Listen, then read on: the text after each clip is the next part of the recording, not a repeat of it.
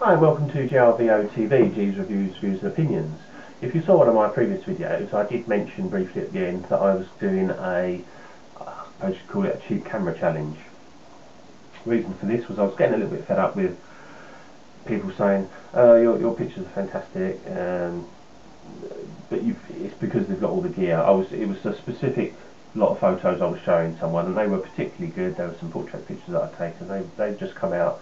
It was one of those days where they come out beautifully, and they said, "Oh, they're fantastic. I wish I could get pictures like that, but you know, you've got all the gear and you spent thousands of pounds, blah blah blah." Well, I haven't spent that much money, to be honest, but yeah, I have got quite a lot of gear. I'm doing it with the camera that you actually are behind at the moment, and it is the Panasonic Lumix DMC FZ28. You'll notice the sound quality is not great and the difference between the Lumix and the digital SLR I'm using. I set myself a £100 budget to buy a camera that will do reasonable video and take really nice pictures. Was cheap to buy, easy to use, reliable, etc, etc. So I'm just going to swap cameras now and go through a couple of points on the Lumix FZ28. Cheers. Hi, so here we are with the Panasonic Lumix DMC FZ28.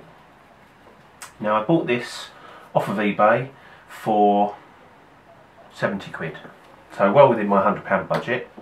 Now why did I go for the Lumix FZ28? Well, we've got the FZ38 and I've been using that for quite a while and happy with the pictures. I've had loads of Lumix cameras, probably about 7 or 8 different Lumix cameras. I've got the waterproof one at the moment, I've got an FZ37, the little tiny one, and I've used these before and found them to be reliable. They've got a good zoom, they've got good video, they've got good image stabilisation, good rich picture quality. They've got reasonably fast Leica lenses. This is an f2.8 to 4.4, and as I say, that's a Leica lens, 18 times optical zoom lens, so this goes from 27mm to about 480mm, so that's plenty for most situations. You've got a viewfinder as well as your screen. It's not the biggest screen, it's only 2.7 inches. It's not the best quality screen. You know, it's not millions of pixels, it's I think about 200,000 pixels or something, but it's a nice screen, it works perfectly. The viewfinder works okay, it's an electronic viewfinder, that works okay. The layout of the functions on this camera is all very straightforward. The zoom is where you'd sort of expect it to be. It's got a nice command dial with your manual controls, shutter priority, aperture priority, P mode, intelligent auto, macro, landscape, sports, scene modes. You've got your custom modes. You've got some quick function buttons. I've got a function button here which we use to change the ISO, which is quite handy. You've got a quick menu button with like a little joystick on it for just changing things quickly, so it's nice and easy to change. It's got a 10 megapixel sensor in it, which is plenty for most sort of uses. If you're printing up to A4, that's absolutely fine. You could probably even go bigger than that with very little issues. It also allows you to crop in a little bit if that's your thing. All the usual functions that you would expect. It's nice in the hand, it's got a nice chunky feel to it, but it's not so big that you wouldn't take it out with you. It's fairly light, battery lasts well. I've got an 8 gig card in here and it gives me over 1,000 pictures, so you don't have to spend loads of money on cards. The file size is quite nice.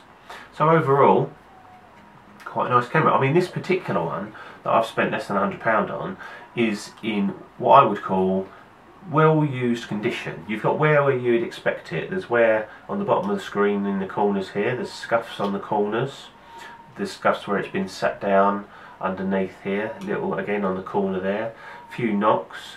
It's certainly not in mint condition by any stretch of the imagination, but it does work absolutely perfectly. It meters okay, the zoom is nice and smooth in and out, the focus is nice and snappy. It's not the quickest camera going. You have got like call it a burst mode, but it's not particularly quick if you're like at full res. There are some other sort of options on there which I don't particularly look at, to be honest, like with burst modes, reducing the megapixels and all that sort of malarkey, but I don't really get involved in all that. The image stabilisation I find on the Lumix cameras, the Mega OIS, works very well for videoing and for stills, especially when you're zoomed out to that sort of full 18 times, 480 odd mil. The only thing I would have liked, but it's difficult to get a camera for this sort of money and this style with it, would be a microphone input, because for the videoing. However, I think the sound is adequate on it, and most of the videoing that's going to be done with this type of camera, and the person that's going to buy this is probably going to be written over with music anyway, or whatever. It's good enough for doing YouTube videos. I use it for my YouTube videos at the moment. I haven't decided. I might even keep it for that, to be honest, or I might sell it. I haven't decided yet. It's only got 720p, but it's still high def. It doesn't do 1080, but most, I think, applications like that where you're using 1080p video, most people downsize it if it's going on YouTube anyway to 720. So no real big problems with the quality of the video in. I will put some photos up that I am taking with this camera. But as I say, as a cheap camera that will do your wide, your zoom, a bit of macro, decent video, it's reliable, you can buy batteries for it cheap. I've got two batteries with this. One of them is the original battery, and I tried it on video and it lasted for about 8 minutes and died, but it came with another aftermarket battery which is absolutely fine, and it seems to be still full, so it hasn't even run down yet, and I've done videos and stills and all sorts with it, so no issues there.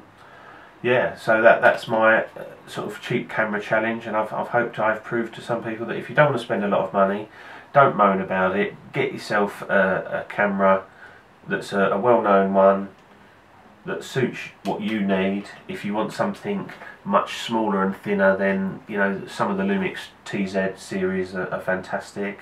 And again, if you go for the older, I sold a TZ3 a little while ago, which was a fantastic camera, fantastic images, and it was about 37 quid, 40 quid, something like that, so less than 50 quid if you want a nice thin one. I've gone for this one because I think this is sort of pushing the boundaries of digital SLRs, and some of the image quality you can get out of this I think is stunning, and I will hopefully, once I've taken a few more photos, prove that to you, and I'll put some photos up that we've taken using this camera.